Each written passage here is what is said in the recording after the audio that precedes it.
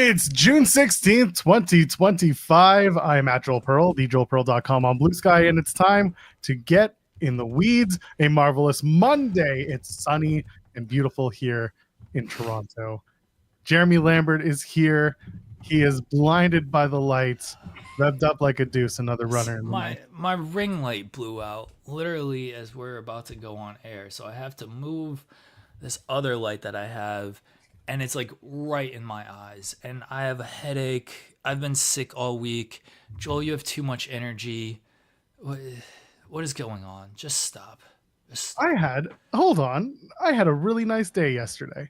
That's why I have energy. I don't always have nice days. How dare you have a nice day? Yeah, that's right. And I rarely have nice days, but I had a wonderful Father's Day. Happy belated Father's Day to those out there who were celebrating with the round or thinking of their fathers.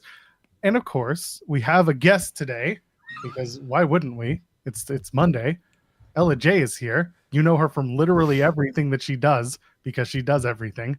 And if there's women wrestling on the table, Ella's probably talking about it and much more. Good morning. How you doing, Ella? It's correct. I also feel guilty. Like, I had a great weekend, and I feel guilty because Jeremy's like low-key dying. You know, I heard your team won at least, Jeremy, so you have at least one positive going for you. Hey, 0-0 series. Oh gosh. Okay, tonight's gonna be the death of me. Mike Straw's already putting Ella over, saying Buffalo representation makes the show better. It's true. My lovely wife has brought me coffee. Thank you. Thank you, lovely wife. The best in the business, I would reckon to say. Oh, and it's Taylor Swift coated. Yes, this is the Era's cup that she also got me. So my wife knows me well. Maybe that'll She's cheer amazing. you up. She took care of me all weekend as I fought off death for multiple reasons. And you survived, bitch. What? You survived. This light's gonna kill me. I gotta figure something out. You can turn it off for now. Let's see how bad it is when it's off. It's not gonna look good. Like, I'm just gonna be in the dark. Yeah, that does. Admittedly, that doesn't look. Turn on the overhead light. No, that looks like shit. Well, it kind of. It's better. It's not too bad. I'd rather you feel like you can talk and not feel like the eyes are gonna pop out of your head while you're doing it. Yeah, I can't with this light right in front of me. Not with this headache. Somebody said put sunglasses on. That's not a bad idea. I don't want to. No, then they'll see him working while he's doing the show. Fair enough. I gotta order a new ring light apparently. I'll send you home with one of my old ones. That's fine. Dumb ring lights, dumb just stuff. Well, you know what's not dumb? Fireworks. Leaving it doing fireworks. I'm tired. I know you're tired every day, Jeremy. You live on tired. So instead, leave a thumbs up on the video. Do it for Jeremy. Do it for Ella. Do it for the Mac users who can bring up the fireworks when they come. It's not working. Not working. It was just too much exhaustion today. It doesn't want to work. Oh, it's just like July 3rd. No fireworks. Let's see. It's okay. You can subscribe to the channel. That's also free. Go ahead, do that. Supports us. And while you're at it, if you want to donate a super chat, any amount, get your question or statement read on the air. And like July the 4th, the fireworks are late. So it's like being on July the 5th. My notes had it listed as today is July 16th because I am already a month ahead of myself. That's just what happens in my world now. You look at your credit card statements and you're like, I hope it's next month already. So I can just assume I paid everything off. Anyway, what are we here for? Hello, what are we doing here? Allegedly nonsense. Well, that's true. I know you have terrible food takes. I would like to hear at least one of your latest hot food takes that are actually ice cold. Well, I don't know if it's ice cold, but I did finally try a mac and cheese that I actually liked, and it was a 6-cheese blend. It was really good. Okay, so cousin made it. It was really good. We like someone who learns. We like someone who grows. Yeah. We are positive reinforcers here. Okay, get someone. Go ahead. I still stand in that. Oh, fuck, the ring light came on. Oh. We're back. Oh. We're so back. I'm so tired. Now he's got to turn the other light off and then move his ring light. And at least it's, oh my gosh. I gotta get up. It sucks.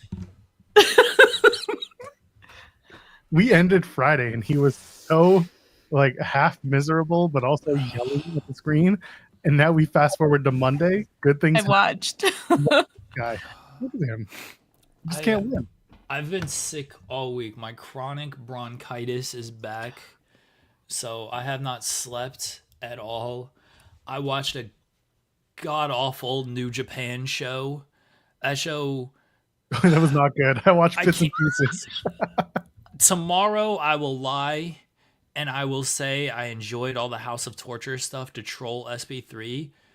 But for today, I cannot lie. That show sucked. I don't have the energy to lie today. That show sucked. Well, if it makes you feel any better, Gabe Kidd won a match. And that's the only thing I know about that show is that he won some global title. and he's going to challenge Tanahashi for it. Tanahashi wants to challenge for it. They booked that match, Tanahashi and Gabe Kidd. That's official.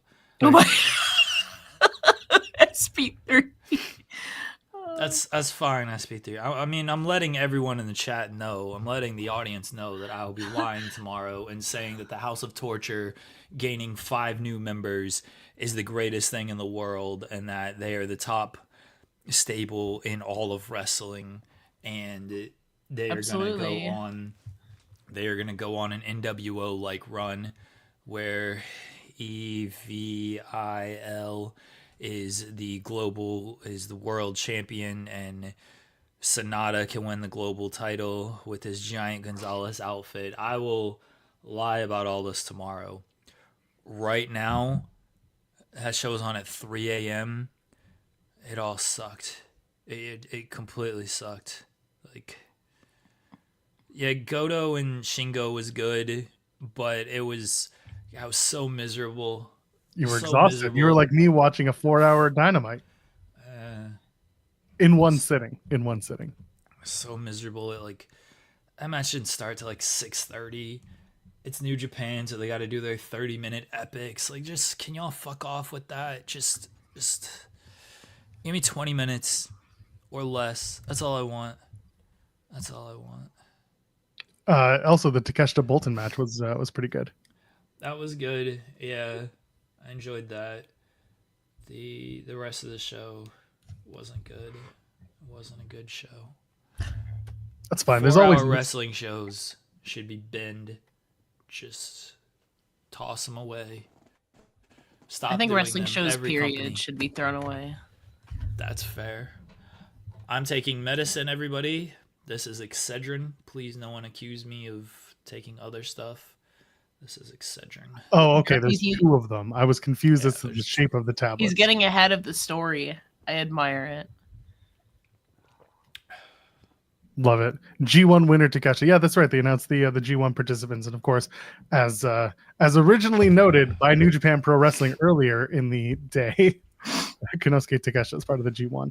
I know that SP3 is going to give his full rundown of Dominion, but yeah, overall, it felt like it was a show, and as SP3 mentioned in the chat, a couple of matches to go and watch, and the rest of it is just kind of there. I'll let you guys have the full conversation tomorrow, but wanted to start with that. I also, Jeremy, we need to have a conversation. No, we don't. We do. Why? One of our politicians up here in Canada, now former, is a giant coward. This goofy dude? Well, his name's Jagmeet Singh. Yeah, I saw this stuff. I went for SZA, not Kendrick. Ella, are you aware of this whole situation? No. I mean, you haven't been living under a rock. You know about the Drake and Kendrick feud. Yes. Okay, so Kendrick came to Toronto last week. Okay. This weekend. It wasn't really last week. It was Friday and Saturday. Saturday. So it was technically last week into the weekend. Regardless, we're getting into semantics. Jagmeet Singh, who is the former leader of the New Democratic Party, which is our more left-leaning party out of the 3, okay? He went to the concert. He was spied at the concert. Someone took a photo and said, hey, look who's here. And Drake sent him a DM calling him a goof. A goof. Goof. Just goof. Okay. And Jagmeet was like, oh, I went because I wanted to see SZA. I'm a big fan. And then he turned it into, oh, I'm sorry, Drake. Let me kiss the ring. What are we doing here? First of all, a lot of people are now saying he's the reason why the NDP failed in the last election. Listen, I do support the NDP because my local MPP is an NDP member. That being said, what the hell was that? That's coward behavior. That does lose elections. What are we doing? He's the one in power, just saying F off, bro. Well, not anymore. He stepped down when his party collapsed, really, in the last election. But also, he was kind of, okay, to speak candidly about it, he was kind of stuck in a hard place because Mark Carney, who is at the time, the prime minister who became prime minister because the last prime minister stepped down. And in our country, it's not really that you're fully elected. If the liberals are in charge and the liberal head of the party steps down, the new head of the party steps in and becomes the prime minister for the time. And then Mark Carney called an election as he was just coming in as prime minister, just to prove, listen, I deserve the spot. You can vote me in. And they did. And at that point, there was all this stuff with Trump and 51st state. And Mark Carney was like, no, F-O Trump. And people were like, yeah, that's right. Canadian sovereignty. Let's go. Elbows up. And next thing you know, Jagmeet Singh and the NDPs completely left. They all went to the liberal side of things, which, okay, the liberals are more center left, and then you have the conservatives who got completely blasted out, which is great. But yeah, Jagmeet Singh is a giant goof, and he's still a goof despite giving his apology to the goof in charge, Mr. Drake. Yeah, I saw that, and I was like, one, Drake is a goof for texting him and calling him that just because he went to a Kendrick concert, and then he's a goof for walking it back and saying, "Oh, I only went to see SZA." Like, SZA puts on a great show, as I mentioned last week, but it's also a Kendrick show. Like, you can't just block out the Kendrick stuff. He's also there, so.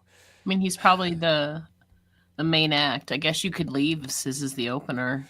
No, it's together. Yeah. Oh, is it? Okay. Yeah, because they have a lot of songs together, and it's like Kendrick will do 3 or 4 songs. They'll do like a couple songs together. SZA will do 3 or 4 songs. Got it.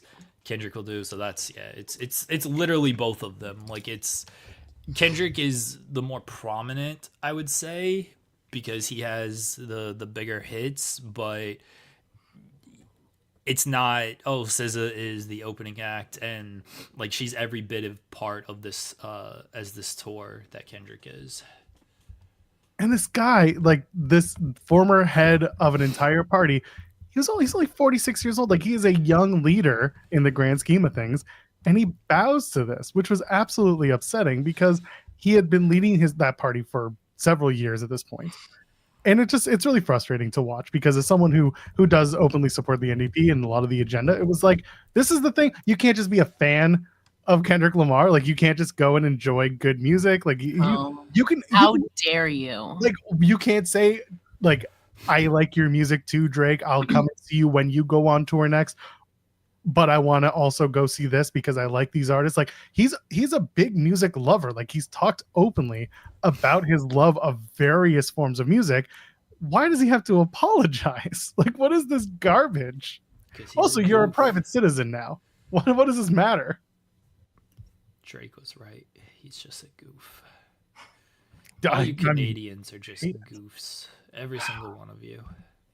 Hate it. Speaking of goofs, did you see who's going to be doing special guest commentary for TNA next week?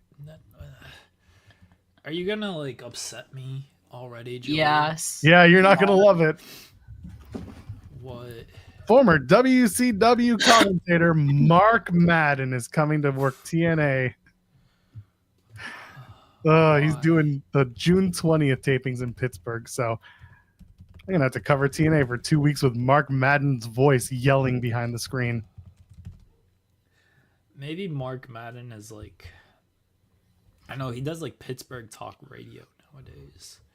Maybe he's like chilled, and because I mean WCW was a trash produced product at the end where no one was going to save that, and Mark Madden certainly wasn't the person for that role, but maybe with an actual production team and not a product that's going completely downhill, maybe he'll be okay. I'm trying to be optimistic about this. I guess I'm lucky that I never heard him because I wasn't alive in the 90s, and then the late 90s, early 2000s. I wasn't even watching wrestling. You didn't go back and watch the greatest years of WCW in history? Oh my gosh. And I guess it's a good thing I didn't. Nah, those end of WCW years rule. So good. You gotta pay attention to the late days of WCW. Those 2000s. Ooh. Right. Those 2000. It's hilarious. The best shows. Let's hit a couple super chats. Ken Bruno says, for Jeremy, get a coffee, tea, medicine, whatever it takes. Well, you've got the coffee, you got the medicine, so whatever it takes. My lovely wife will be bringing me tea at some point during this show. She already knows that I'm going to need tea at some point. What a saint she is, taking care of me and the 12 children all weekend. Just You're very lucky. She had to deal with me on Friday night as I was ready to die.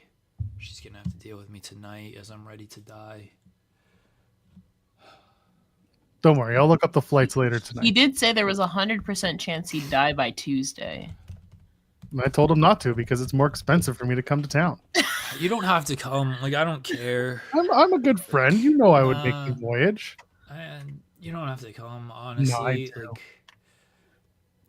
you should, if you're gonna come, just make fun of me of like, look at this idiot dying over basketball. Like, yep, that's exactly what's gonna happen. Just basketball is gonna be the death of me. I just want Case and Wallace to shoot okay from 3. I just want Jalen Williams to shoot well from 3. I just want the defense to not give up 60 points in the first half. I'm not asking for a lot here. And I would like a win. That's the most important thing. I would like a win. It's 8:50, so don't die. I got a free carry-on because I'd be flying with Americans, so that's good. It's okay. You don't have to come. Just no, I gotta come. You know, I'd be there for you, Val. Well, you're not there for me. I'm dead. You're right. I'm there for the family. Yeah. Who else is gonna run after those 27 kids? Yeah, you're not. We've already doubled that kid total in a span of 5 minutes. Yeah. No, it's fine. Don't pay attention to it. It's just what happens. The wife and I stay fucking. So. You know what? I admire it. Listen, he made himself laugh. This is the first time. Only took 20 minutes. You're about to get a DM from your wife. You're like, kids watching. I know. Oh God! Hey, you got your finger on the button. You ready for the video? What video? You know the video. No, I have coffee in my hands and stuff. No. Well, shall I help you out then? Yes, you do it, Joel. I gotta find it first. Where'd it go? Here it is. Vanilla Fumble. I'm Vanilla, baby. Is what we call when we're sick of this shit, but not as sick of it as AAA fans are towards Vikingo. Feel better, Jeremy. 0-0 series. I watched that show last night too. So did I. No, that's unfortunate. I like TripleMania. I like the 50 million TripleManias they do. TripleMania. That main event. Oh no, that was garbage. Was a disaster. It rolled that Latin Lover tried to handcuff Del Rio, and they just immediately broke. And they had to fake that they had to re-handcuff, and then they broke again when he fell. There was about 500 run-ins in a cage match, mind you. Everyone knows how much I hate run-ins in a cage match. What's the point of the cage if you're gonna do 500 run-ins in a cage match? That's why you gotta do Bray Wyatt and go up through the ring from underneath. No, those 6-sided rings are very taut. You can't really get through as easily. Del Rio's the baby face, though. Like, he legitimately is the baby face. I know our audience, understandably, looks at him as the heel, and Vikingo is the cool guy who should be cheered. That audience is cheering Del Rio and booing Vikingo. And, when you watch it from that lens, Del Rio got screwed. And now I guess he's going to come back as a bigger baby face, and I don't think he's going to win the title, but what a disaster. because What we're supposed to get El Grande Americano versus El Hijo del Vikingo. I don't think you're going to get that. I mean, they're trudging towards Santos Escobar and Vikingo, because they gave the tag titles to Los Garzas last night, which that was a fun match. It wasn't, again, the show wasn't great, but it was probably, it's a low bar to say that was the best match on the show. And then they also had the X Division multi-man, where Joe Hendry comes out to the Spanish version of his theme. You ever look at something and you're like, I swear to God, it's not racist, but it feels racist. No. That was Joe Hendry's intro to me. Okay. It just felt culturally appropriated for all the wrong reasons. He was like a sombrero and a Mexican flag away from me really asking questions. Oh, I thought you were about to say he was wearing it. I didn't watch any wrestling this week. I wouldn't be. I didn't see Moose's intro, but did he come out with the American flag and all that stuff? His American system entrance? I wasn't paying attention to Moose. I don't think anyone wouldn't be surprised if he did. It's kind of like the Nemets coming out in their red, white, and blues, pretending they're bad guys. Yeah. Showing their weirdos. Yeah, I don't know what's gonna happen. The show was fine. You know what? The biggest news that came out of it was the announcement of the WWE Mexico Super Shows. So July 26th in Mexico City, July 27th in Monterrey, where TripleMania was last night. Tickets go on sale. I don't know if you guys saw this. Tickets go on sale Thursday. What's happening this week in Mexico? Fantastic Mania. Jeremy, what's happening? That's Friday this week in Mexico. I don't know, Joel. Grand Slam Mexico is this Wednesday. The only thing that I care about is the Oklahoma City Thunder against the Indiana Pacers. If it's not happening in Oklahoma City or Indiana, I do not care. Anyway, they're doing Grand Slam Mexico on Wednesday. Which means the tickets go on sale for WWE on Thursday, because they're hoping people don't know the difference. But that's the big news, is that they're doing those two shows in Mexico City and Monterrey at the end of July. And people are, they're going to feel what they will. But it was interesting that, they used TripleMania as the vehicle through which to announce the shows. And that's, certainly official with the partnership they have, with the agreement in place for ownership. WWE is all over TripleMania. And TNA. No MLW, though. Well, I guess MLW is working with CMLL. It's true. So then they're working with AEW. That would be nice, but I don't think they are. Anyway, I don't think there was anything else from that AAA show that we need to talk about. Jeremy, is there anything you want to add about going to Monterey last night? What? No. Ella, is there anything you want to add about going to Mexico? No, I wasn't aware. The only thing I saw was the shows that they announced, to be honest. And F Del Rio. That's all I have to say. Never a baby face in my house. That's fair. I mean, we can go there, but Ryan Adams such a. Oh, go ahead, Jeremy. I didn't say anything. You're about to say something. You had a look on your face. Well. No. Ryan Adams sent a super chat saying, was visiting a friend in Chicago this past weekend, so we went to the Black Label Pro Show. It was a blast, and she's a big Cora Jade / Elena Black fan. You could see the happiness in Elena during her match on the show. Yeah, some clips came out from that match, and it looked like Elena Black's re-emergence onto the scene was a good one. She also released the video, the Dear Cora full video. So I'm going to get everyone's takes on it. Actually, you know what? I'm going to start with Ella's take on this incredible video that was put out by the former Cora Jade. Well, she's going back to her roots, and it seems like she'll have more creative freedom to explore what she wants. So that's always a plus for anybody, I don't know. I maybe not the biggest fan of hers personally.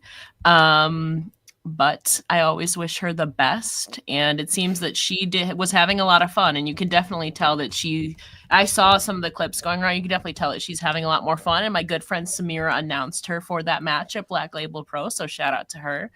I don't know where she's gonna go. She's talked about AEW. Obviously, she doesn't really want to go back to TNA right now or WWE because of the association thing. we'll see. But she seems to be doing well for herself. Like, she has multiple things booked for her. So, Jeremy, you had a chance to see this video.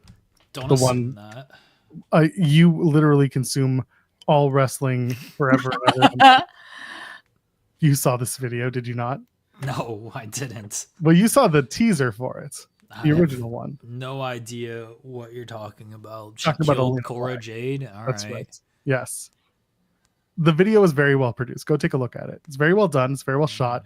Very well put together. I would still use a different voice over the video. I just think the voice didn't fit. And I know it was her voice. I understand that. It was just a voice actor she is not. But otherwise, everybody can be good at everything. Well, some people want to be good at everything, especially when they're wrestlers. They want to be the best. All right, if you guys don't want to talk about that, then we can talk about Rikishi. I know everyone's favorite. I will talk about that. Yeah. You want to talk about Rikishi? Yeah, sure. Is Big Keish riding for his son, or is he just being an obnoxious yell into a microphone podcast? The memes were so funny. Like that one meme of the dad holding their kid while the other is struggling to tread and the other is just at the bottom of the ocean. That was so accurate. He's holding up Jey Uso. Meanwhile, Solo's just barely staying afloat and Jimmy Uso's just at the bottom of the pool or whatever. Yeah, I saw that Rikishi rant. It's actually like more tame than I was expecting. I was expecting him to like go off and be like this, you know? It was more tame than I was expecting, but I mean, he's, you know, I always got to give him that. He always goes hard for his son, Jey Uso, and Jacob. And they're, well, Jacob at least is thriving right now. Solo's kind of getting a push finally. Jimmy, poor Big Jim. He's just kind of there. I do enjoy him though. And then, I mean, Jey technically has a chance to get a title back. He's in the King of the Ring. So, but I thought that his rant was more tame than I was expecting, to be honest. Jeremy, Big Keish, had what to say. He thinks the writers should be fired. Yeah. And the reign should be longer. I'm curious as to your take, having listened to it. You did listen to it, right? I want to make sure before I ask the question. Don't assume that I do anything. I don't know. He's riding for his family. He's riding for his sons. Good for him. I don't really have a take on it, honestly. Like, I think he's doing the good dad thing of like, hey, my son should have a longer title reign, and all right, I respect it. That's it. Would you be riding for your kids the same way? Sure. Depends on which one. He's fighting for his family. I'd rather he be fighting his family. That's the thing.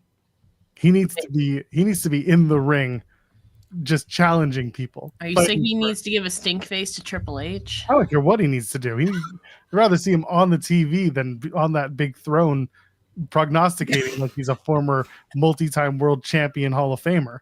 What are we doing here? Everyone giving Big Keish all this love. I get it. He's got a school. People want to go to it.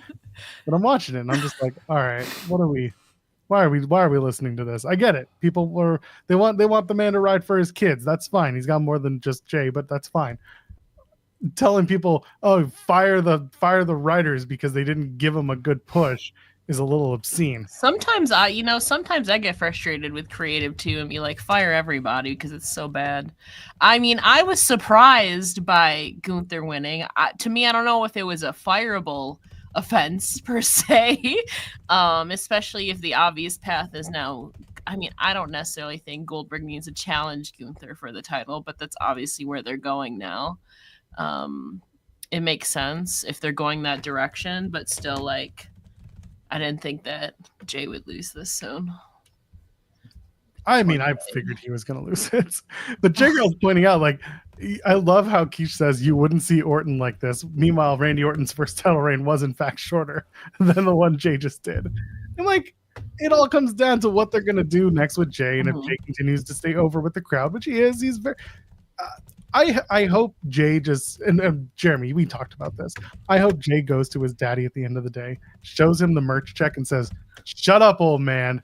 And then just he's already said that though. Like, he's already come out and he said, like, hey, chill. Like, he said this publicly. So Rikishi's just, I feel like he's doing it because this is just his gimmick now, and that's what he's doing. I don't know how much he believes all of this stuff. I don't know how much he, that thinks it's actually going to change anything. I'm sure he doesn't think it's going to change anything, but this is just his gimmick, and so this is who he's going to be on his podcast. And when, like, that's how I view it. And when I view it like that, I don't get up in arms about it. I was like, all right, he's playing Dad Rikishi gimmick on his podcast. Good for him. Gets views. All those pennies really playing up. He'll get his BetterHelp sponsorship soon enough. Oh God. Listen, I'm fine without seeing them on the timeline, the takes from Quiche about his son. His son will come back. They'll be okay. Should we talk about Friday? Should we talk about SmackDown? Are we ready to? Sure. All right. I didn't watch this show.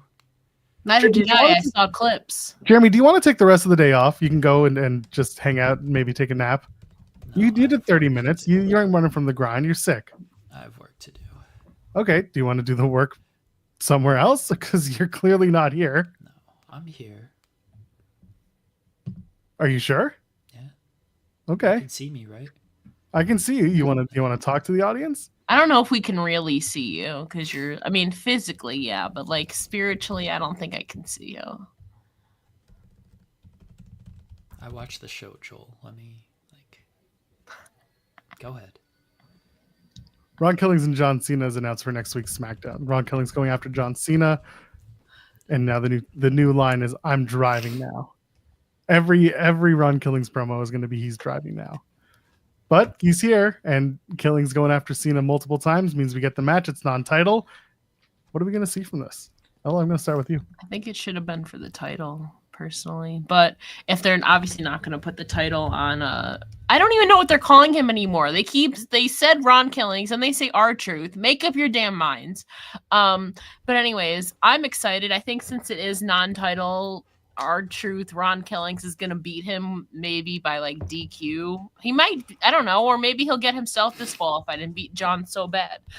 I'm excited for it. I would have liked to see, I think, R-Truth, Ron Killings in the King of the Ring though, and like maybe get him back in line for a shot. I would have liked to see that personally. But I'm glad that they're going this direction. To me, Ron needs to win or either beat John so bad that like he gets himself disqualified. Like John should not beat him clean whatsoever. Otherwise it's like, what's the point? Jeremy, what's Ron Killings driving now that he's driving? Oh yeah, or Punk cost Cena the match, that too. I do like the I'm driving now tagline that he is adopted. He should literally like drive into the arena and like run over John Cena. I feel like that would be good television.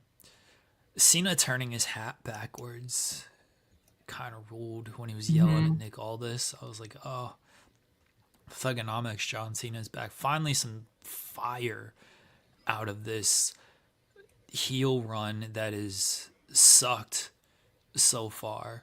I thought Friday was the best stuff Cena has done on television this entire heel run. I thought his promo where he explained everything was well done.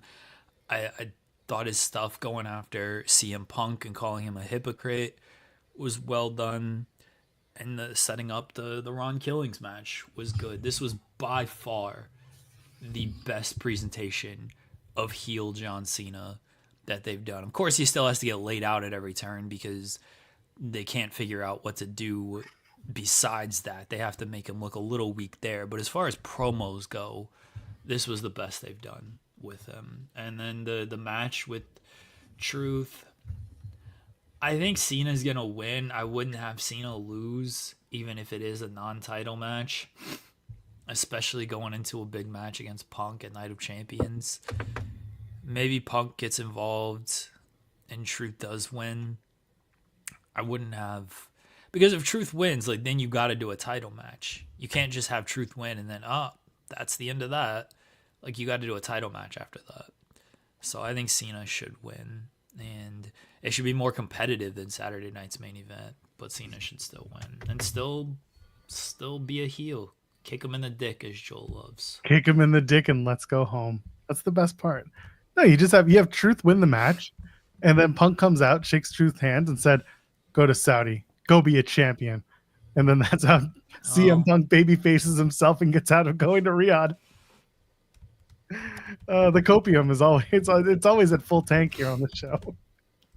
I don't know what the plan is going to be. I mean, other than it's non-title, so at least you add a little bit of intrigue because you can have John Cena.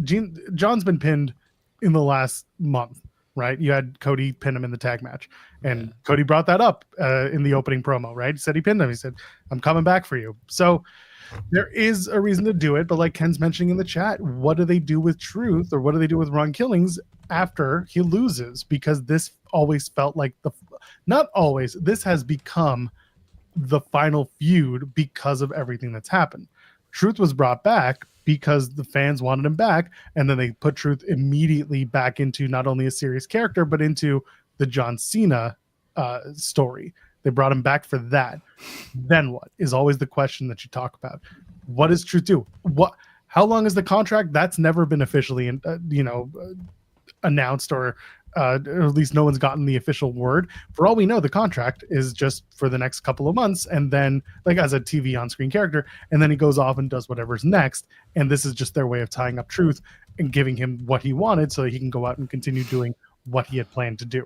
We don't know how long that contract is and what the deal was, but there is at least some sort of reason to believe that if it's non-title, he could win the match, maybe by turning around John Cena's own John Cenaism, kick him in the dick and let's go home. Maybe, again, this to me has always ended with Truth joining forces with John Cena. That's what this character is. Like, it's him. To me, Truth is not a good guy right now. He's being cheered because he's beloved. Mm-hmm. But like, whatever he's done, the cutting of the dread, saying, "I'm driving now," the look on his face is screaming, "I'm not a good guy. I'm in it for myself. Y'all brought me back, but I am doing this for me." And to me, that's not good guy behavior. Although CM Punk would have you think otherwise. I'm here for money, not friends. So to me, the Ron Killings program is eventually he aligns with Cena. Jeremy's like, dumb. Nah. That's dumb. Didn't say it was dumb. It's just the way that it looks. He's not a good guy. If they do that, they're out of ideas. I mean, they didn't want to bring him back in the first place. So like, it's very much a damn type of story. But that's you like the show? You like the show? Like, that's what it is.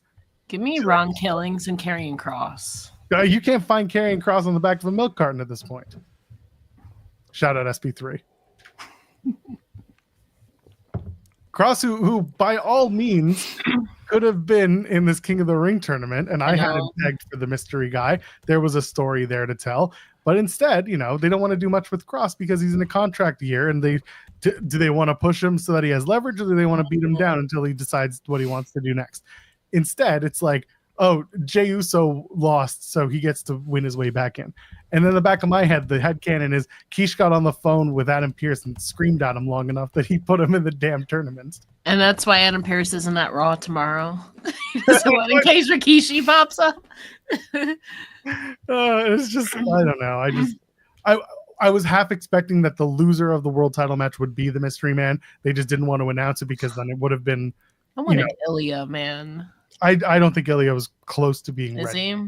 I don't think he's there yet. But regardless, it was strange. And now we're going to possibly the same four people going after the King of the Ring crown, because you've got Sammy, you've got Cody, you've got, and you've got Orton, and then you've got presumably Jey eking out a victory over the Giants tonight. So Jey and Cody, Randy and Sammy, and then what?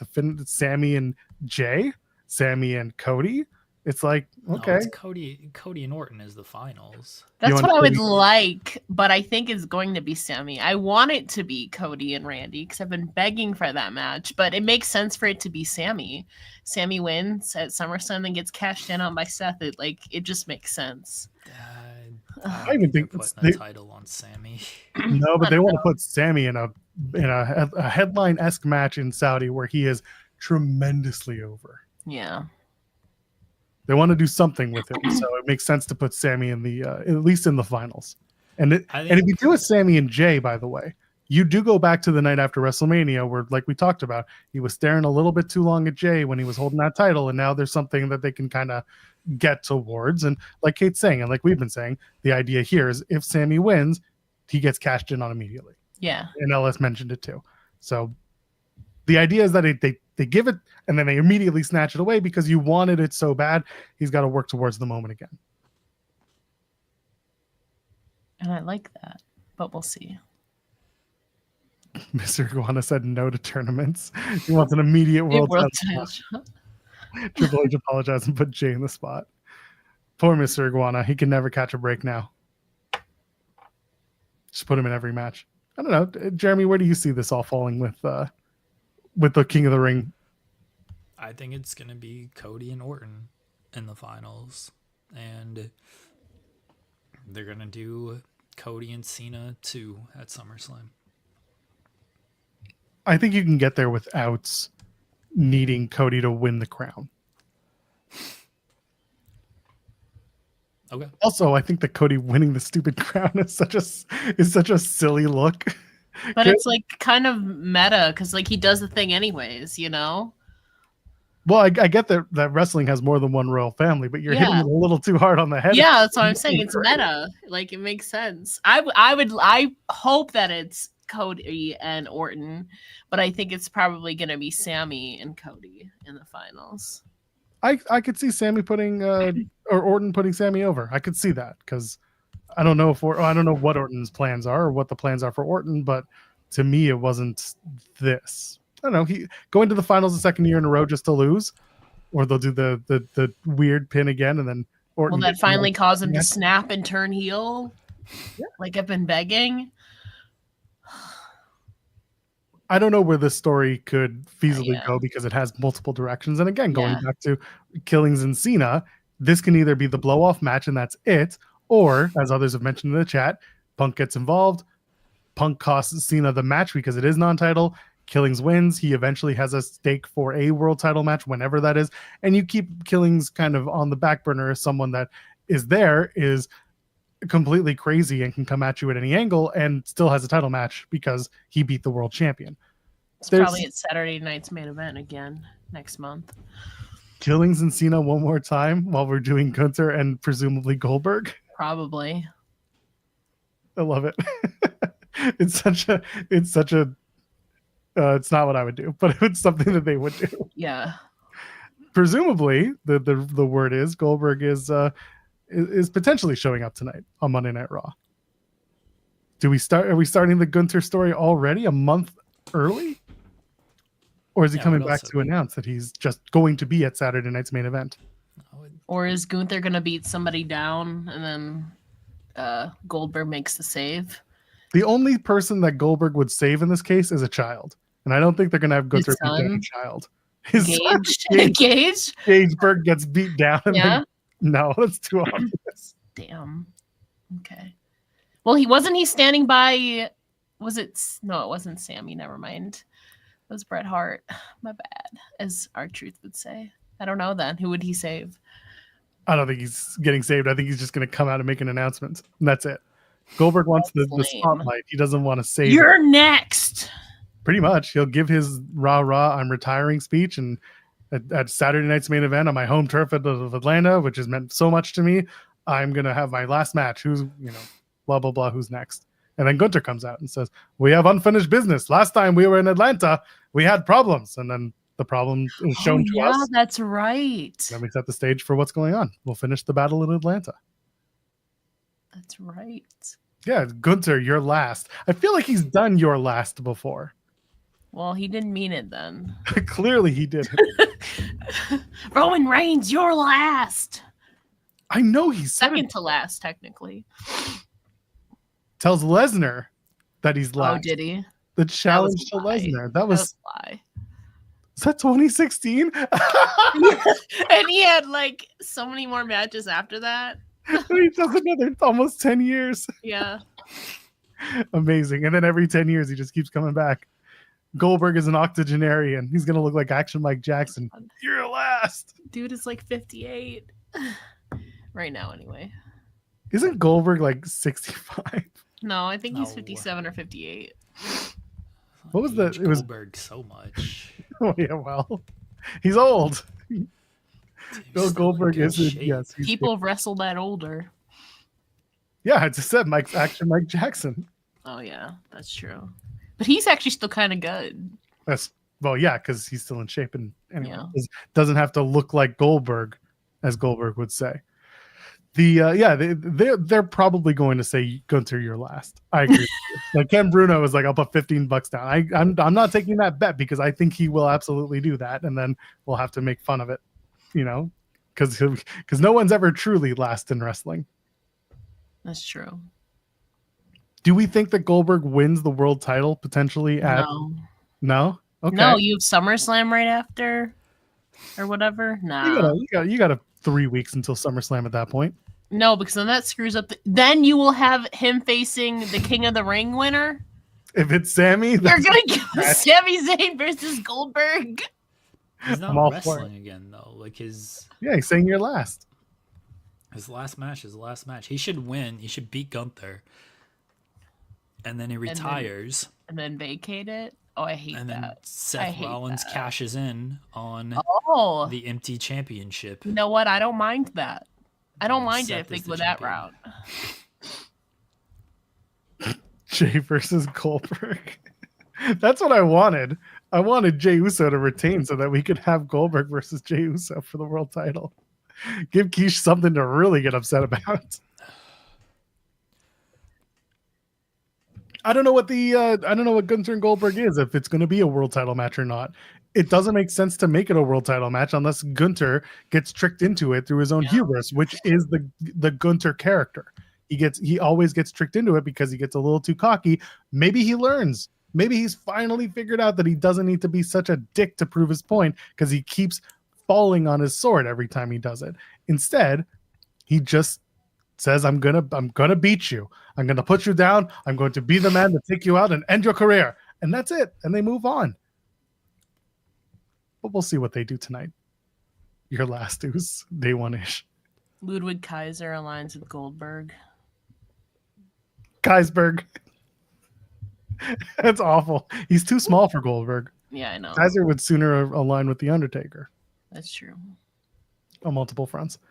So that's kind of where we're at tonight for Raw. Well, it's not official that Goldberg will be there. It is reported that he is scheduled to be there. So we'll see if that still becomes a thing. They did do, speaking of King of the Ring, going back to that, they did the Punk and Cody teaser. Punk saying to Cody as Cody was going out to his match, we can't keep doing this. Can't keep running into each other, whatever the line was. How soon do we get Punk and Cody? Is that this year or does this go into next year? I think Cody would have to have the title back. Yeah, why not a number one contendership between these two? Oh, yeah. They're on different brands, Joel. The brand split doesn't matter. Doesn't mean anything, really. Plus, the brand split comes to an end on whatever date after SummerSlam people were talking about. Or I guess we could get them at like Crown Jewel if Cody and Punk win their respective titles by then. I don't think that's going to happen. No, I know. I just saw this. Giovanni Vinci returns with Goldberg. It's Gunther and Ludwig versus the Baldies. The Baldies. Oh my god. ECW lives. Very different Baldies. No, so I mean that's another one. Is Punk and Cody has to happen. We never got to see it in AEW because of the timing. They missed each other by several months. But this is an opportunity to do the match that people have been waiting on. And this is two top guys at different points in their careers. You can make a good amount of money on this. Doesn't need to be a world title match to make it big. Do you do it multiple times? First time without the title, second time with the title. Does that make it more of an interesting matchup? If it's the second time and it has the title, or do you just kind of say, "Oh, we already did this"? Does the title make it more important? I don't have faith they're gonna do it once, much less multiple times. They love doing this shit of we're gonna tease it, and then when are we getting Punk and Roman one-on-one? Huh? Like when Roman decides to show up. When are we getting Roman and Seth one-on-one? When Roman decides to show up. Roman, they did that at Rumble 5 years ago, and they've never gone back to it as a one-on-one match. They love doing this teasing thing of, okay, keep running into each other, blah, blah, blah, blah, blah, and then never delivering on the actual match. So I don't have faith they're going to do Punk and Cody anytime soon.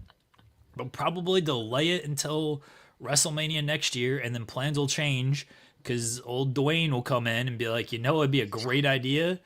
How about someone sells their soul to me and Drew McIntyre gets put into this match? That's what it should have been. Like Drew selling his soul to The Rock would have been really good, but obviously that's not the route that they went. I'm curious.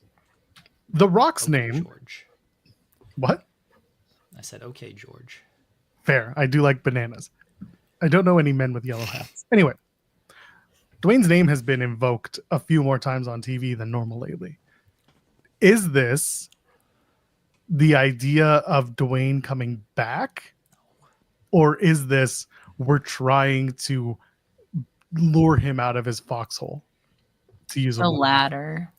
You think it's just we're going to keep talking about it until he finally says, my ears are burning, and then suddenly he's back, or they're going to bring him back to the table? No, he'll show up at a random pay-per-view like what, Bad Blood it was or whatever the hell, do something that has no direction, and we all think it's going to be something where it's actually not. He's just going to show up randomly. Are you saying for a third time he will have not learned his lesson? Yes. I don't think he's going to come back and do anything. I think that Cena mentioning him is Cena and Cody at least just trying to not insult the audience, because we all saw what happened leading up to Elimination Chamber and at Elimination Chamber, and it was insulting to the audience that they didn't mention Rock barely at all leading up to WrestleMania. I think now Cena and Cody are just trying to reverse course a little bit and say, yeah, that stuff actually did matter. Like that, there was a point to that. It's not fully working because we all saw how it all played out, and the Cena heel run has been the Cena heel run. But I think it's them at least trying to protect the story as best they can and make the story make sense as best they can. But I don't think it is any type of The Rock's going to come back, or hey, we're throwing his name out there in hopes of bringing him back. Because I don't think Triple H wants him to come back. We've seen the past 2 years where The Rock comes in. Jeremy, they love to collaborate. No, they love to collaborate. Don't forget. I know, they do. I don't think Triple H wants him to come back and blow up a bunch of plans for a third straight year. I think that Triple H is just fine The Rock not being there.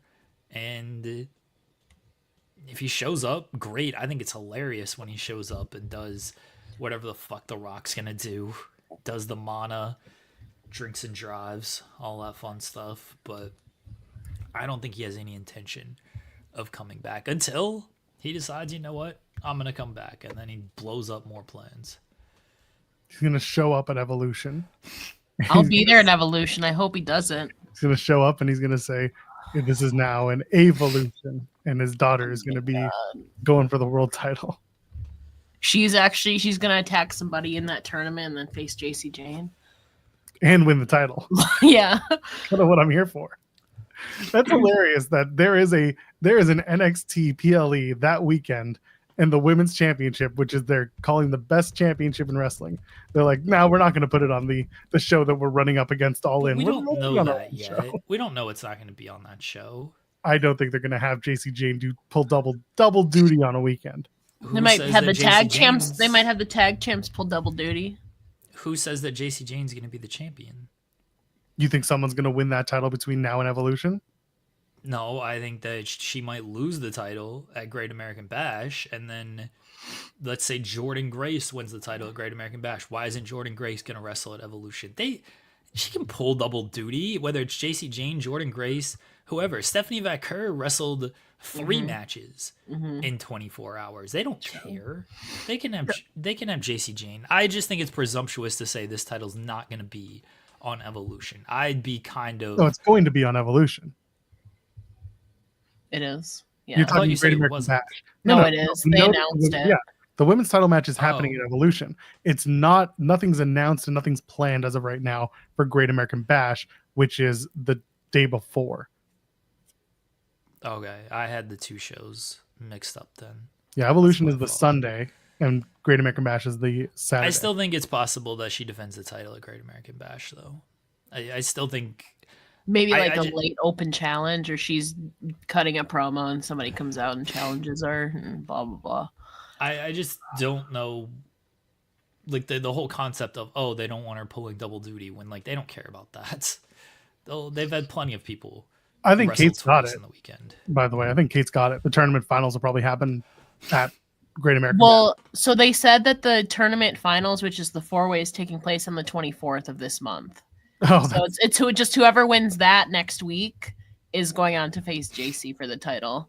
is it all turning into a 4-way? Is that what? It was? Yes, yeah, that's what Ava said. They could change it, but that's what Ava said. They Yeah, probably won't because multi-person matches is like the HBK Triple H specialty.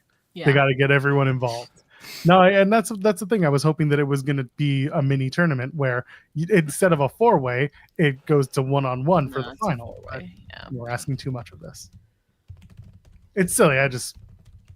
It should have been Great American Bash is the final for the women's title the next night for the prestige, right? It does add stakes to a major match.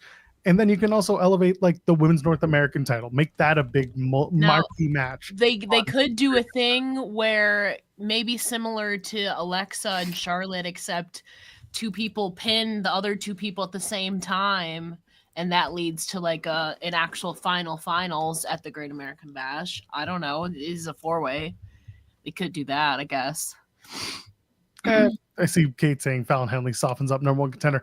Fallon Henley is at odds with JC though.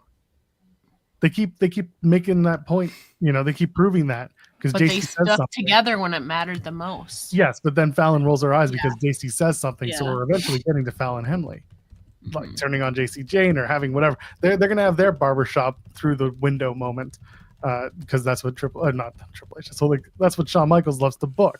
But yeah, like Sol Ruka will, if she's still the North American champion, Oh yeah, yeah. will have a standout match. And then they'll have the men's championship and the North American championship, and maybe Noam Dar will show up again because remember he's got the British Cup Rules title that doesn't actually exist. Maybe he'll show up. He's working Speed instead. I wondered to myself the other day, where is he? And then someone was like, oh, he's on Speed. It's like, oh, okay, well here we are. Remember Noam Dar? He doesn't. No. Still grieving over the loss of half of his stable. Yeah. I know. But yeah, who knows where it's going to go? People are mentioning, Blake Monroe. Is she going to come in and immediately make a splash? I thought she was gonna take out like a Thea Hale and take her place in the tournament personally. How That could dare happen. you? Still could. I mean, you don't. Because I was surprised she wasn't in it. I was like, But Thea Hale should be winning the entire thing and facing JC Jane and winning. Yes, factual. I don't know about that, but Nah, but we do. These two white bearded men know better for the women than clearly, if there's one thing we know. I don't think Jeremy cares that much by the look on his face, though. About No, he's- Thea Hale? No. Come on. We are very serious about Thea in this. I like Yeah. Thea, but I was just saying, like, if she's gonna attack anybody out of that group, it would be Thea. No. Thea Hale would beat Blake Monroe's ass. It's true. She might scare her from the screaming, but I don't know. Does Zarya turn on Saul? You'd have to ask them. I think it Enormous. depends. If Zarya loses this tournament, then maybe she gets mad and goes crazy, and then maybe turns on Soul. I don't know.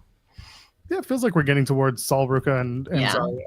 And that's It's not fine. right. It's fine. Me Norma sent a super chat saying, hello, bruvs. Hello.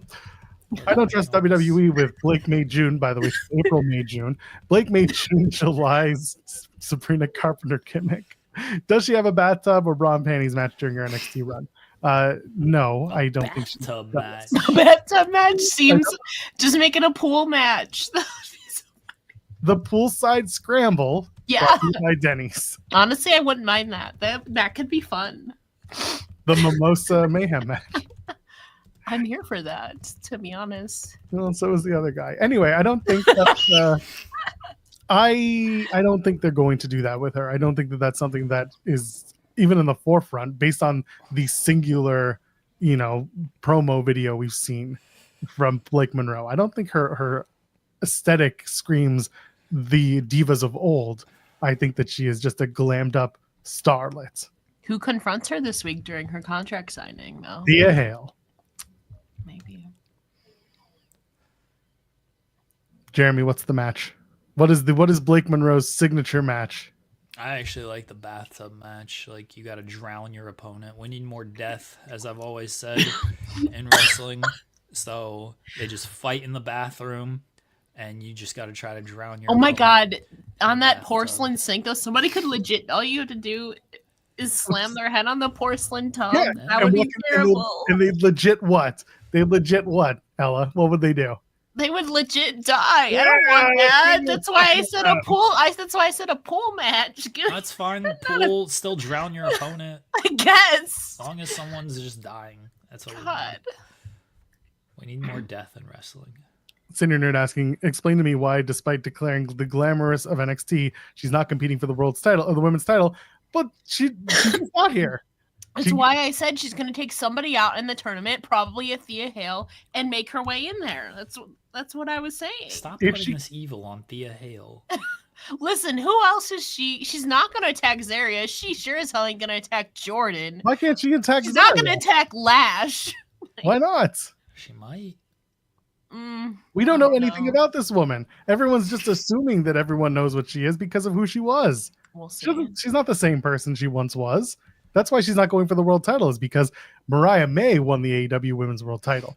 Blake Monroe, and to think about that, she said that she's the next NXT Women's Champion, so clearly she's eyeing the title, Joel. Yeah, that's fine, but she can't just eye the title. Everyone can say I'm eyeing the title. Not everyone gets the title shot. Everyone in TNA hates Trick Williams, but not everyone in TNA is getting a world title shot at Trick Williams unless they ask nicely. Well, maybe she'll ask nicely. That's fine. That's her. So. That's her prerogative. She doesn't seem like one who would ask nicely, though. Ethan Page, yeah, in his second match. Well, let Blake have her first, and then you can have the conversation. We don't know who this woman is. You know what? Kate also has a point. She literally stood above everybody that entered the tournament when she arrived. So, like, yes, clearly... She's glamorous. She wants all the attention on her. She was taking from the attention. Anyways. When she attacks somebody tomorrow, just remember I told you, okay? I won't be watching. Who am I kidding? It's my day off. I will be. Well, there we go. I don't know. I like women's wrestling, unlike you. I love women's wrestling, quite frankly. People are well aware of this. I am well versed in women's wrestling. Thank you. Speaking of which, Alexa Bliss. Where's Alexa Bliss looking? Oh, there he is. He is. There they are. Alexa Bliss gamer, you'll love this. Alexa qualifies for the Queen of the Ring. She hits the Sister Abigail, gets the pin on Candice LeRae. Meanwhile, Charlotte Flair has Alba Fire in the figure eight, and Alba taps out at 3.1 of the pin, but the ref doesn't see it. Are we gonna do something about this? Ella, what's going on? Charlotte Flair going to contest this? Or are they trying to turn Charlotte Flair into a sympathetic babyface who can't get a win despite being so close yet so far? I mean, I'm going to root for her no matter what because I love her. But I like this angle where they're going that she's losing and losing. And they've been teasing something with Charlotte and Alexa. Is that going to go anywhere, though? I don't know, because Alexa's currently tied up in the Queen of the Ring, right? I don't foresee her winning that Queen of the Ring, by the way. But I think that would be a good match at whether it's like Evolution or I don't know, or the Saturday night's main event, or it could even be a SmackDown match. But Charlotte and Alexa, that's not a match. I mean, obviously we've gotten it at like Extreme Rules, but like that's not really a feud that we've seen a lot in WWE, them against each other, besides that one time, at least that I'm thinking of, besides NXT. But I mean, I'm excited. I think that's leading to something between them that I'm here for. Alexa just needs to get a little bit spookier first. Jeremy, do you #bow down or are you on the Bliss train? I think Alexa and Charlotte is a great match for Evolution if they can prolong it that much. I don't know if they can, but if they can, that's a good match for Evolution. You know, I'm always #bow down the queen, but I think Alexa is doing great work since she returned. I like that Alexa won in the Queen of the Ring tournament as well. Like Charlotte doesn't need any of this stuff. Like, do something with Charlotte that isn't title centric, and right now they are. For now, you know, whether or not that changes in a couple months, we'll see. But I do like that Charlotte is not fully in the title picture. Who is going to be facing Alexa Bliss? That is going to be settled tonight. Asuka, Stephanie Vaquer, Raquel Rodriguez, Ivy Nile. So Well, it's Steph or Asuka, so Yeah. who knows? Maybe it's Ivy Nile's time I think to Ivy get squashed I'll by be Alexa shocked. Bliss next week. I'll be shocked. I think Ivy now is the one taking the pen in this I match. think Yeah. if it is Ivy, then Alexa's absolutely beating Ivy. But I think it's either gonna be Steph or Asuka, and I can safely bet on that. Asuka and Bliss would be a nice match that we've seen, but is a fun one. former tag team champions. Yeah, for like Yeah. 3 days, 5 days, whatever it was. Still counts. Yeah, I miss Nikki Cross. might have been 2 days. I don't even remember. But yeah. Yeah, watch it be Raquel. Who knows? But either way, Bliss is in the semis. And then on the other side, you've got Roxanne Perez. She qualified last week. And Jade Cargill got in on Friday. Rip She beat Roxanne Michin- Perez. Pardon? Rip Roxanne Perez. I wish she'd win, but rest in peace. My She's girl. going to get beaten by Jade Cargill. Probably. I don't know. I hope she wins. I really hope she does. Well, But- Cargill beat. I mean, Naomi could cost Jade, I suppose. Absolutely. Cargill got in beating Michin, Piper Niven, Yeah. and Nia Jax. Yeah. It feels like this. Actually, I'm looking forward to Cargill and Perez because those are that is a very different. That's a height advantage and a Mhm. looks advantage. So I don't know. I'm interested in watching Perez be like pesky underdog, and Jade have to chase her around a little bit. The level of what's the word I'm trying to think? The level of oh my god, why is my brain turning off now? It's too early in the morning for this stuff. They're on different fields when it comes to Strength? no, not strength. Oh my god. Veteran? One's been wrestling Expertise? longer than the other. Yeah. Thank you. Expertise? Yeah. We got Rox is the veteran. Yeah. yes, she is. Sorry. I don't know why I just friggin' white screened that. That's impressive. Experience. The experience Yeah. factor is very different. Thank you. Oh my god. But Cargill will most likely sneak in the victory. And then with Bliss and let's say Asuka. Do you do Cargill and Asuka or Cargill and Vaquer? I don't Ooh. think Jade's winning. You don't think so? You think she's gonna No. get screwed out of it? Yeah, I think Naomi's costing her. I mean, I would like Rox. I mean, they could. It's probably Rox and Stephanie then. They can't do. I mean, they can, but if you're doing Vaquer and Asuka, let's say one of them wins to take on Bliss, right? And then you guys are presuming Jade is going to win. You're once again looking at a babyface matchup. We've already talked about the men's, which That's we're true. looking at babyface matchup. You got to have a heel somewhere in these You finals. know what? I like that. So I think Roxanne is winning, and just we need a heel somewhere. Like doing 2 babyface finals is kind of lame, honestly. So what you're saying is we're clearly getting Raquel or Ivy Nile winning, and not Steph or Asuka. Clearly, No, we're definitely getting. no. Steph or Rox Asuka, versus but- Steph or Rox versus Asuka would be good. We don't know if I- Asuka's gonna be coming in as Yeah. a babyface anyway. I think she'll be initially coming back as a babyface, but she Yeah. could turn like next week or something. She's gonna be cheered on the return regardless. Yeah.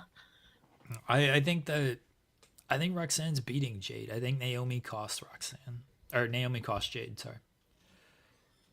What if it's Asuka going all the way to face EO? Could be. Is that a SummerSlam match people want to see? I mean, it's a SummerSlam match I want to see. I don't care about anybody I else. I think they would. I think in that case they would probably. I mean, would they do babyface at SummerSlam again? I'm just saying because we saw a teaser of Steph and Io, but then it got interrupted by Roxanne and Julia, right? So basically, as it stands right now, let's say Asuka or Stephanie Vaquer get in. Let's say one of those two win. yeah, They're facing Io. So either Stephanie Vaquer and Io Sky, or Asuka, Io Sky, or Ivy Nile and Io Sky. Meanwhile, Alexa Bliss, if she wins the whole thing, she's going on, and right now she's going to face Tiffany Stratton.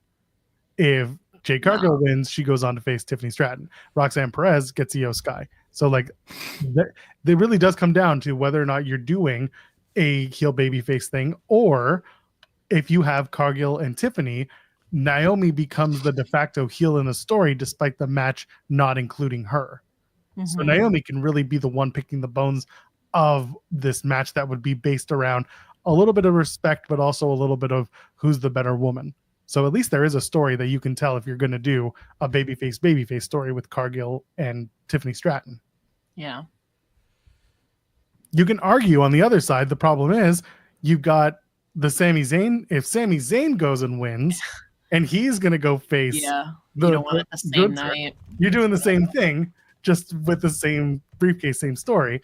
If you do Cody or Orton, and either of them go on to face John Cena, first of all, you're running back. Feel how you will. You're running back the last couple of matches that John's had for the world title.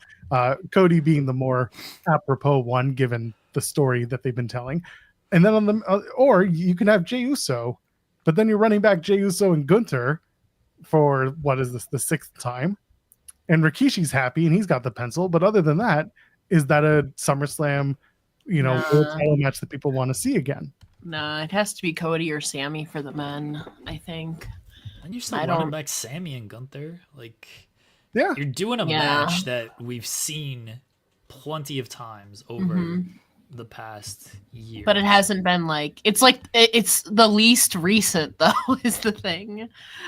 Out of the 4 possibilities. Yeah. Or Sheamus wins. I mean, no, Sheamus and Rusev are gonna be too busy beating the hell out of each other. Oh, actually, no, because then I don't like Jay pinning Bronson though. I don't like that. Maybe Jay eats the pin. Maybe. Well, I mean, I think Rusev eats the pin. Quite frankly, out of the 4. I don't know, man. I think we're all assuming that Jay wins. I'm assuming it too because he is the smaller of the giants. I'm not fully sold on Jay winning. I could easily see Bronson winning. Yeah. This. Yeah, and then Bronson Reed and Cody Rhodes having a soften him up type of match. Yeah, I could see Bronson, because otherwise you're doing 4 baby faces. Yeah. In the semifinals, you got to have a heel somewhere in there, and Bronson makes sense. And people saying LA Knight. Oh yeah, Bronson. That's true, but I think Rusev and Sheamus are going to be too busy beating each other up like we saw in that 4-way US title match, that it's going to be between Bronson and Jay. But there is that LA Knight factor, I guess, too. But I agree with what Jeremy's saying though. There probably should be a heel somewhere in there, and it would be Bronson by that default. Cody Rhodes, everyone hates Cody. He's getting all those big boos. Yeah, he's finally turning heel. Zayn and Orton is such an interesting matchup, just because he's so over with the crowd for the I was surprised that Randy was even put in this. I was like, he's not going to win the whole thing, so I was like, why put him in it? But I thought maybe they'd give Aleister Black a moment. Yeah, have him and Sami Zayn do a thing, but nope. No. Orton won, and that was that. And even with Cody, I was like, I don't think Cody needs to go all the way. But now that we're here, I want Cody versus Randy in the finals. Yeah, I get it. I know. Kind of silly to me. I feel like it'll be one from SmackDown, one from Raw for the final.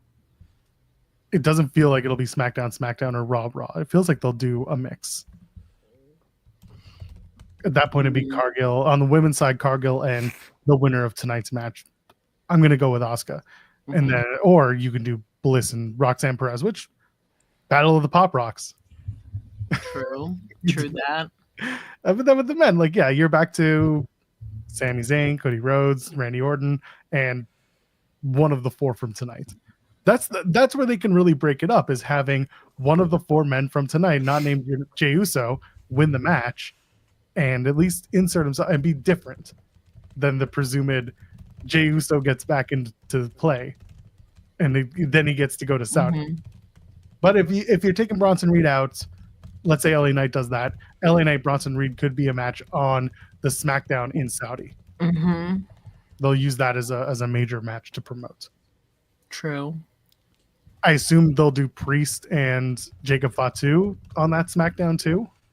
Or maybe are they going to rush that, or not rush that? Are they going to wait until either Saturday night's main event or go all the way to SummerSlam for that match? I feel like SummerSlam might be solo. Yeah, I feel like a Priest and Jacob would be a Saturday night or a SmackDown.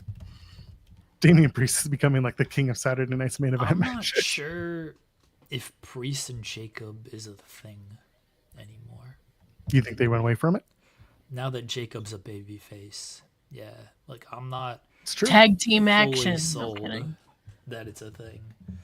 I mean, maybe they still go with it, but I'm just not sold that it's going to be this match or this feud that it was a couple weeks ago, because Jacob's now a babyface, so it doesn't make as much sense for Priest to it still makes sense Priest would want to go after him because he wants the US title, but it just doesn't make as much sense as a alignment match with both of them being baby faces, because you're probably gonna heel Priest because Jacob's super over right now, and I don't think they like want to heel Priest. So maybe they still go to it, but as we talked about earlier, I think they just like to tease shit, and it doesn't mean they're actually going to pay off stuff. They should just have Priest come out and be like, I ride in first class now. I'm the superstar. And then just start turning them heel. Piece by piece, Damian Priest goes bad. Why not? Ryan Adams sent a super chat saying, That idea sucks. yeah, well, here we are. I could see Blake taking out Thea, Jada, and Kalani to get in the tournament. Like all 3? So Thea is facing Jada, so I don't know how that would work. Blake just gets a bye. I guess. And then has to face Fair enough. and then whoever Kalani's facing, just gonna have to face them. That's what I would do. Oh my god. Blake Monroe, here you go. Oh my god. I think Kalani's facing Lash, if I'm thinking correctly. I could always look it up, but honestly, it's more fun when we don't, because NXT changes the rules every single Tuesday. That's true. Who needs a 6-minute match? Let's give them 3. So yeah, we'll see what happens tonight, because those 2 matches for the final King of the Ring spot are going to happen, and those should be King and Queen of the Ring respectively. Those will be interesting matches to keep an eye on. And like Jeremy was saying, like having a babyface and a heel in this position is probably a smarter idea. But also WWE loves to get both these guys. This is awesome. Get those chants going. Big fans of that. Well, yeah. It also, both of the men champions are heels, so like it would make sense if they have 4 baby faces. But I agree, there probably should be at least 1 heel. So Bronson Reed, if you can deflect LA Knight, I think he has a chance. What else is happening on this show? Liv Morgan is addressing Nikki Bella. Oh no, we're not at Raw yet. I'm talking about Night of Champions at this point. Never mind. I don't know. What other matches are they going to randomly announce this week? Probably Dominic and somebody very last minute. Are there any luchadors that want to go to? Maybe, I don't know. To Riyadh. Maybe. All these faces. Those random. Yeah, people. I don't know. You'll have Mr. Iguana taking on Dominic Mysterio. Honestly, it's possible. That's the test. They want to see how the Saudis feel about Mr. Iguana. That's funny. Oh, I mean, would they do Julia and Zelina there? They might do that on the SmackDown. SmackDown. Yeah, beforehand. But like, I feel like we have to get at least like. Oh wait, never mind. We're getting Queen of the Ring. The finals are there, right? Yeah. You're gonna see quite a few women's matches at Riyadh at this point. Like I feel like you'll have at least the 3-way for the Intercontinental Women's Championship. Feels like we're going towards Becky, Bayley, and Lyra. Oh yeah. That's and then by true. SummerSlam, it'll just be the one-on-one with Becky and Bayley. Mm-hmm. What about, you can't forget about Evolution though. It's a mystery. Nobody knows. But you're already looking ahead to SummerSlam. Yeah. Evolution is before SummerSlam. I think they're doing Becky and Bayley at Evolution. And I then mean, they'll I'm run it cool right with back. that. I'm cool with that. Are we going to put those tag titles on the Bellas? Is that what's happening? Probably. Bringing back Brie As just they to win those tag titles? I think so. Well, obviously, I mean, I think they're going to have the women's Queen of the Ring thing first, so then Raquel can lose. And then when Liv comes out, maybe then she can back Liv up or something. They need to get Raquel losing the Queen of the Ring out of the way first before they move ahead to making this a tag team thing. Where are they tonight? Where is Monday Night Raw? Green Bay. Oh, They don't Wisconsin? have to have Raquel lose first. I don't think Raquel's taking the pin, so I don't know. I'm not saying she has to take the pin, but she's like losing the match regardless. If she gets. I mean, Liv's facing Kyrie tonight too, so like Liv's got a match tonight as well. I don't think they have to do that first, especially if Raquel's not taking the pin. Fair enough. I feel like, well, hold on. Why is Raw on the 30th? What are they taping? Are they doing a double taping that week? Yeah, because of July 4th. Because of July 4th. Okay, because I just saw they're in Pittsburgh and they start at 5:30. I was about to say maybe you bring back Brie for that taping in Pittsburgh because it's after Night of Champions, but probably not if it's a double taping because you don't want that necessarily being spoiled. Why? Who cares? People care. They want those live numbers, the live reactions. They want those live streamers to be like, oh, and then, like throwing their chair out the window like they always do. It's still like people are still gonna watch and react. I don't think But they want it real because those totally real streamers having totally real screaming fits about returns are absolutely what you want to see. I don't know where her return comes for if you're bringing back Brie. You could do it in Columbus. I don't think you're going to do it tonight. You can do it next week in Columbus, Ohio. Nikki's supposed to be. Alexa will be there. Maybe Nikki's supposed to be on the show tonight. Yeah. Alexa and Lily winning the tag titles. I was on that train in 2021. Nobody wanted to listen to me. I said they're going to do it. They're going to put the belt on Lily and Alexa, and they're going to have those little replica titles, the little tiny ones that you put on your wrist. They're going to make one specifically for Lily, and it was going to make money, but they didn't do it. I want R-Truth and Lil Jimmy tag run. Well, I don't think you're going to get that. Just a wild thought. Probably not. Damn. Oh, Lab Glass. I have been the worst reaction streamer. We weren't even streaming reactions. We were all just watching and talking over everything because who cared? Wrestling didn't matter. We were just there. Like they need to show Joel's reaction. Want to see Joel's reaction? All right. I wouldn't even lean into the microphone. I'd just be like, all right. It's just like Get a bag of chips and be like, all right, well, here we are. That's about it. I can't do that. I can't do reaction streaming. It's not for me. Just I got my start here doing some of that. When it ended, I wasn't sad.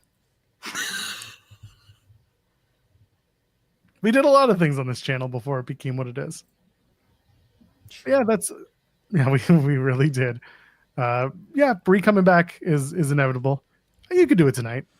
You can hear the music, the Brie mode, and then everyone. I don't know how the reaction will be. I assume it would be positive. Bree's gonna get a huge pop. Bree's over. Mm-hmm. She should come out to the old Daniel Bryan music. The Bellas are over. No, because that's too long of a build-up. We need her running down. I was about to. She should do the "Who Told You It Was Open Mic Night." Oh yeah. I love that. That would just be the wrong person. Yeah, I'm no Santi's app. I love Santi. It's just I can't do what they do. Very different presentations. Jeremy, you look like you were about to say something. You had your mouth open agape as if you were about to say it, and then you just held it back. Nope. You've made a lot of assumptions about me on this show today, Joel. Well, it's gotta make something. It's because you're not you when you're dead. I should hope not. Also, I can't believe you're drinking a Diet Pepsi. And drink whatever's on sale. Joel always drinks a Diet Pepsi. This is like the only thing I have allegiance to is the bank account that I have. That's fair. And even then, it's less allegiance. It's more just I need to survive. Make enough money to be like, oh, the Diet Coke is $5, but the Pepsi's $3. I like the Coke better. No, I'm getting what's on sale. No, I know. I will drink whatever is there. I'm an equal opportunity hater, and I'm an equal opportunity getting things on sale. I'm good with my soda as long as it's not a root beer. I'll drink any other sodas. Really? Not a root beer? No, I don't like root beer. I'll drink any other soda. Not root beer though. It's nasty. Okay. Bad food take. There it is. Yeah, I delivered on that. You're welcome. Wow. You waited an hour and a half to get Well, that's because I was cut off when I was about to mention mint ice cream. No one wants that. More root beer for me, Rare Beast says. Go ahead. You can have all of the root beer that I don't drink gladly. Zero sugar orange crush. What is that? I like Orange Crush. I don't really like anything zero sugar. I gotta have some type of sugar in it. I prefer without the sugar. I mean, I like diet. I'd prefer the I aspartame. prefer diet. Yeah. Give me the aspartame. Exactly. Have Liv come out dressed as Nikki Bella. Honestly, I don't hate that. I don't hate that. I feel like we've already done the dressing like your opponent thing, and like Miz and Maurice won that one hands down. Like you can't. It's been a while though. It's been several years, and I get it. The connotation is different now, but like that was it. Also, like they did it with Roxanne doing Bailey as poorly done as it was. Yeah, but they messed it up. They messed it up. I was like, "Oh, fumble it." So that's right. But that's one that I'm like, you can do it. But I think Liv should come out as Liv, and they should tease Dominic going after Nikki. Yeah, we need the stepdaddy Dom vignettes. That's all we care about. Is Nikki gonna hit Dom how Becky did and like snap the shit of his nose or whatever? No. She's gonna hit on Dom. Yeah. She understands the value of Dominic the Mysterio. assignment. Yeah, that's right. Dom's gonna be the stepdaddy to the little Mateo. They're gonna go to McDonald's, get the crispy tenders, bond in the play place. It's gonna be the greatest vignettes of all time. Take him to the ball pit, kid. They go down the slide together. This is how you do it. Dom's gonna be like, my dad was a deadbeat just like yours. Oh my god. Come, you wanna see my dad? He's dead. Let's go visit. Oh man. I was raised by a true man. Just like I'm gonna raise you like a true man. Happy Father's Day. The way that you dropped that as Father's Day was around the corner, very well done. Dominic was the daddy that stepped up, that's all. That's right. Should we talk about the Jamie Hayter update from AEW, from Fightful Select, I should say. Mm-hmm. Should I read it verbatim so you have a clip for later? Yeah. From Fightful Select, we have an update on Jamie Hayter. Jamie Hayter was a standout against Mercedes Moné at AEW Double or Nothing in their match that immediately had fans asking about her physical status. When Fightful reached out, Jamie Hayter told us she was okay and worked an angle with Thekla the next night or that week on Dynamite. Since then, Hayter hasn't appeared and wasn't at this past week's Dynamite. Sources in the company said that Hayter would be booked if she were available and indicated that she hasn't been cleared. We don't have a timetable on her return. We're told that AEW had to quote unquote get creative with the Thekla Hayter angle, which is why the lights went out, and they're hopeful to have Jamie Hayter back soon. So it looks like the move that Mercedes hit could have been a little more damaging than originally thought. That final what was it? It was a DDT like finish, but it wasn't meant to be that way. Yeah, it was supposed to be. I mean, let's not speculate and say that's the move that did it. Like, it looked brutal, but I don't. It looked bad. Yeah, it's supposed to be just like a roll up, and it turned into a DDT. It did look like it sucked, but we don't know if that's the reason or anything. Regardless, we hope Jamie's back soon and feeling better. I think the hope was that they would get this at All In, but obviously, with whatever the injury is, it all comes down to how long it takes to get cleared and come back to work. Oh, there's still time for All In. There's still a month away. It is a month away, but again, with injuries, you never know. Yeah. Some things could take a year, some things could take a month, some things could take a week. I hope it's just a couple weeks. Who told you? Are you trying to say something about yourself, Joel? No, never. We don't do that on the show. We don't dox ourselves or our packages. But if you want, and we don't even have the sponsorship for that. Can't even throw to something for that. It's true. Someone in our select Discord went into one of the only channels that doesn't actually have the sponsorship that they were ranting about, and ranted about a former sponsor that isn't even our sponsor on the show or on the channel. I had to, sir, this is a Wendy's, that comment. Jeremy, I don't think you saw this. So this is ITW. I saw Joel ranting about it. I just put it on my Twitter. I was like, what are we doing? Someone ranted about a former sponsor of ours, a betting sponsor, and about something that they were dealing with that old sponsor of ours. But they did it in the channel for In the Weeds. Y'all can see it. Go if you're on Fightful Select Discord, go and see it. It's on the In the Weeds channel. And then one of the mods stepped in and was like, well, we don't have that sponsor anymore. We have this one. So here's your invitation to join that. And then my response was, you picked the only channel on this subreddit that is not at all impacted by the outlet or the sponsorship you're talking about. Very confused. And then the person was like, oh, I was just ranting. I was like, it's fine.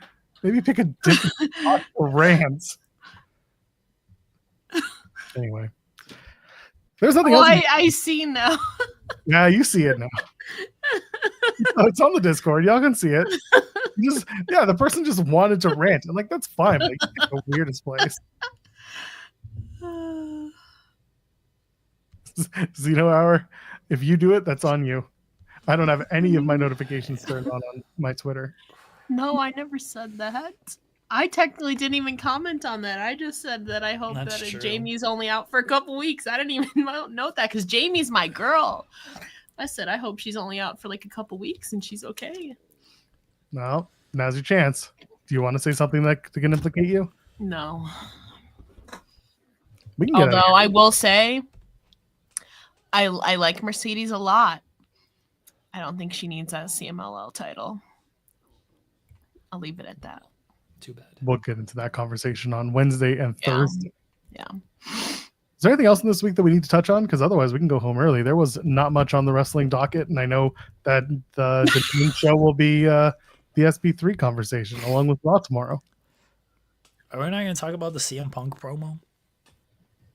It sucked.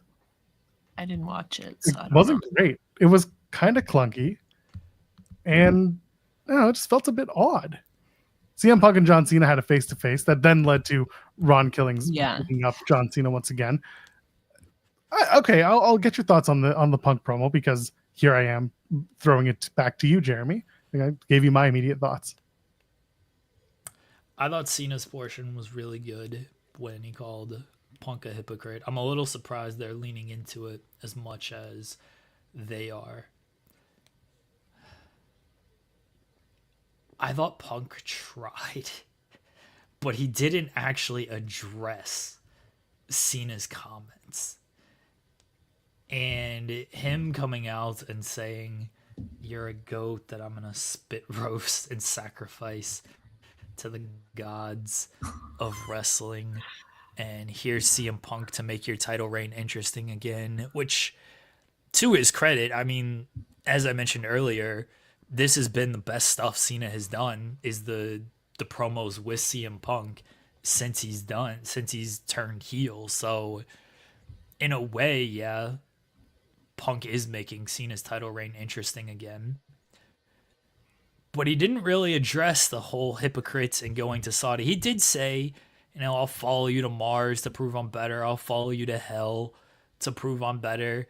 And I guess that's his way of addressing, all right, I'll go to Saudi Arabia to prove that I'm better than you. And if that's basically, the way they're going to play it. he's just a stalker, then, is what he's saying. I didn't think Punk's promo was... I didn't think it was as terrible as Joel clearly thought it was. I also didn't think it was great in overall terms. Yeah, I thought Cena has been fantastic these past couple of promo segments, but I thought Punk probably could have been a little bit better.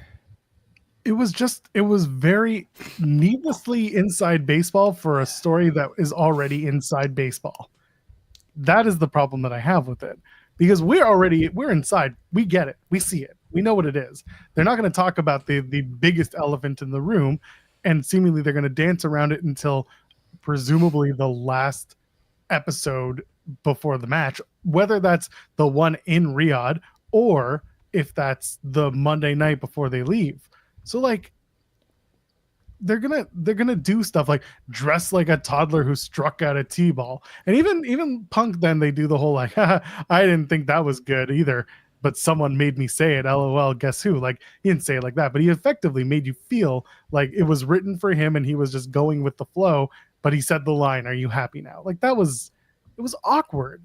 And then going on, like, I'll follow you to Mars, I'll follow you, like, I'll go here, I'll go here.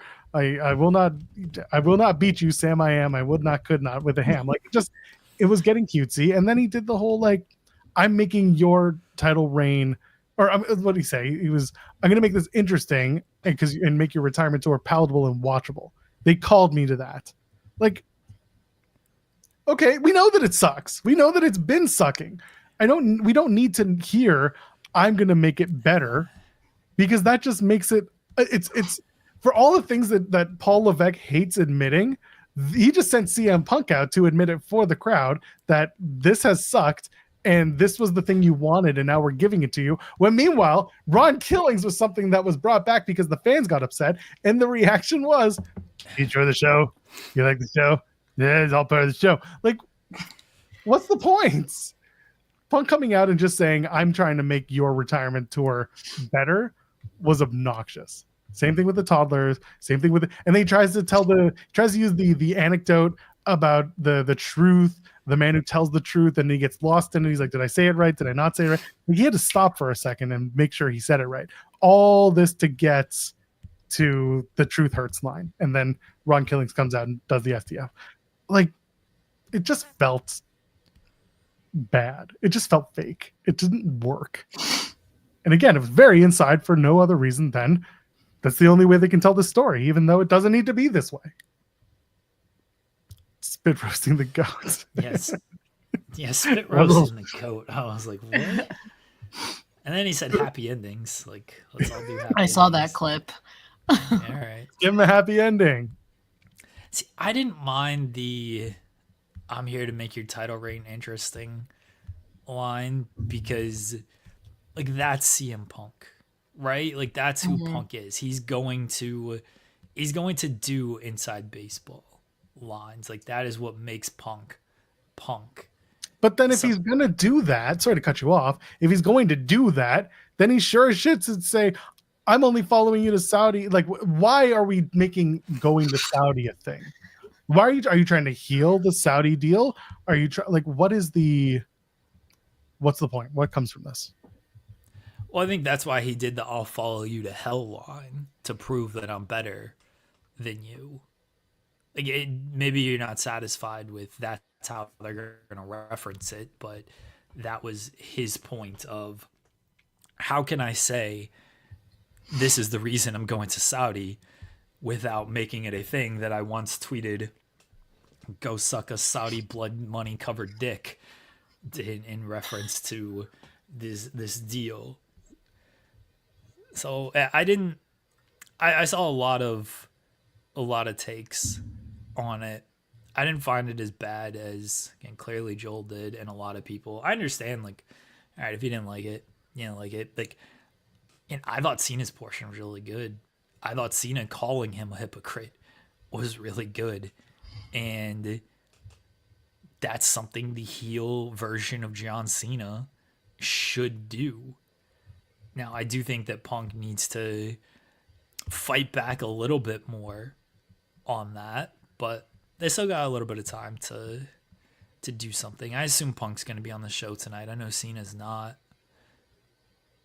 but they'll both be. Oh, I don't know if Punk will be on Friday's show, and I assume he will be. Cena will be. I assume that Punk will be on Friday's show as well. Yeah. That was all. They have a little bit more time to reel me in. They gotta introduce the why is Saudi a big deal to CM Punk, and not just make it a if you know level of storytelling. I don't like when anyone does that. You gotta explain it or don't. Otherwise, it feels like you're healing on your partners, which again, we understand, but not everyone. Yeah, not everyone's in on the joke or in on the story. I think most CM Punk fans are, though. That's the thing. I don't care about the CM Punk fans. I don't. I care about the fans who are watching the show regardless. Like, they don't care about Cena. Maybe they're John Cena fans. Maybe they're Andrade fans. Maybe they're Los Garza's fans. Maybe they're Alexa Bliss fans. We have one in the chat, for Christ's sake. They don't all know about the story of CM Punk and how he feels about going to Saudi. Why does this matter to him? Okay, but the CM Punk fans are who this is all for. CM Punk is an entity to himself. Like, this story is for the CM Punk fans and the John Cena fans. Everyone else is there watching. All right, they're gonna watch. They're gonna enjoy it or not enjoy it. But I think the CM Punk fans know all of this. Again, do I think CM Punk needs to have a better explanation? Yes, I do. But the CM Punk fans know. And I think, like, a lot of Punk fans, this is why they've turned on him, because he's doing this regardless. That's why I think he needs a better explanation. Could be. Should we go to Riyadh and find out? No. You guys can if you want. I'm not. Tickets are hella cheap. Have you seen this? No, are they? The very, very important people, it's like $187 American. Oh, wow. To get like the superstar treatment. But then you got to get there. That's always the problem. Yeah. You got to get there. When we checked flights, it was like $1,800 or $1,900 from Toronto. We could do it though. No thanks. Yeah, it's $1,600 to do a return flight. That's crazy. Oh man, imagine going that far on that amount of money. I can't do it. No. And it's not that I need some spoon feeding lap glass. It's just that I'm wondering, like, when are we going to talk about the elephant in the room? Are we going to talk about the elephant in the room? Is Punk going to do it? Because at one point someone is going to ask about it. I don't think they're doing a post-show press conference because they typically don't do one. They did. That'd be wild because nobody's there from our group of people who know. I wonder if and when Punk's going to have to talk about it and to whom he's going to talk about it.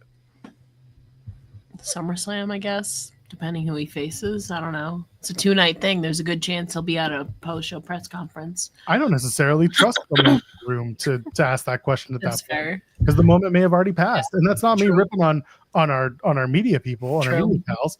That's just the story may have already passed by then. Yeah. Yeah, it'd be a month and a half since the show. Like, yeah, it won't be a thing anymore. It would have to be. It would have to be a coughing fit first, and then we'll get to it. Yeah, he'll get there. It's a busy day for the Jeremy Lambert brand. It would have to be in like media leading up. Yeah. To the show, which I don't know how much media he's going to do leading up to the show. And I don't know if the type of media he's going to do is going to ask about that, because Punk can certainly pick and choose what media he wants to do. Yeah. And he can listen when asked, he can easily give an answer or give a non-answer. And that's going to be his prerogative, because Jeremy, like you said, he is an entity unto himself. He is a brand unto himself, and his fans many of them are asking the question, what were you thinking, or what was your intention in taking this match and doing something that you may not have been a big fan of 10 years ago? What changed? Maybe nothing changed. Maybe money changed. Who knows? And again, there are things that he might choose to do or may have done that will make him feel better for it. We don't know. He might just show up to work and then go home. You bye. Yeah. Yeah. Fly in, fly out. Not do the Friday show, and then just do the Saturday show and go right home. Who knows? I mean, we talked about it.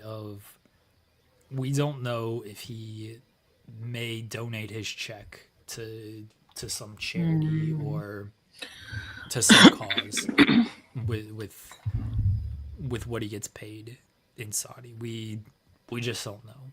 And if he does that, then it becomes a little bit more understandable of going.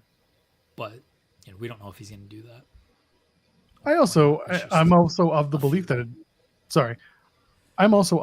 that it doesn't matter if we find out what he does with the money that he makes from this. He's going to have to live with his decision. At the end of the day, it's his decision to make, and it's his decision to do this show. And we just got to live with it. Because guess what? We're not him. We're not friends with him. We see him for 15 minutes a week and some social stuff that he posts. We don't know shit about CM Punk. That's what it is. I think it was the guys on Grapsody talked about the new kayfabe is your social life outside of character is still kayfabe, because it's not your real life anyway. We are all in the same boat. The stuff that we post isn't our everyday, ups and downs. It's typically just the ups or the cool shit that we're doing. A lot of us don't post the downs or the I'm just sitting at my desk doing stuff. That's just, if I did an 8-hour stream, it would be the most boring shit in the world. Meanwhile, we see a couple things on socials and it's just like, whoa, coolest people ever. And it's like, nah, they spend a lot of time doing the same shit we do, just in a different space. Mm-hmm. All it is. So it could be like I said, whatever show last week's, like, these people are not your role models. Do not follow them and form your ideas and your opinions based on what they do and where they are going. Just form your own opinion on things. Do your own research on things, because they are not your role models. Whatever they're going to do, they're going to do. They have their own relationships with various people that lead them to thinking certain ways and criticizing or not criticizing certain things that you can either respect, not respect, not like, but do not form your opinion based on what they are doing, because what they are doing, you don't know what goes into their decision making.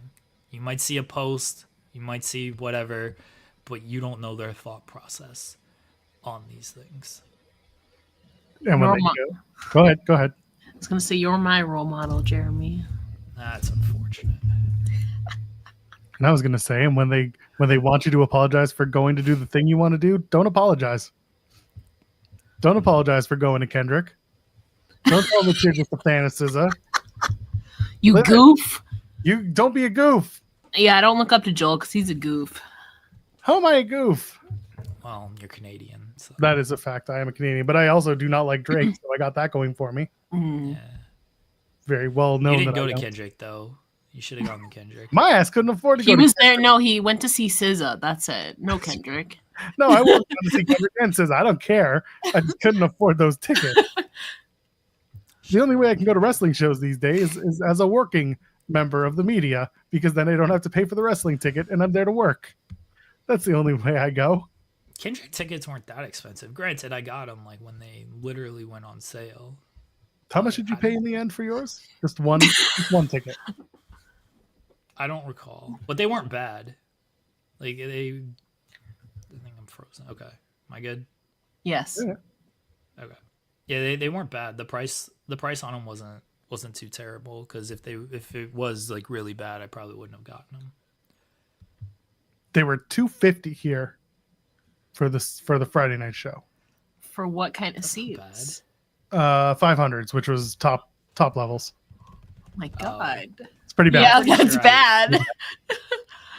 Yeah, I'm pretty sure I paid less than $250 for. Keep in mind, I'm Canadian. True. Yeah.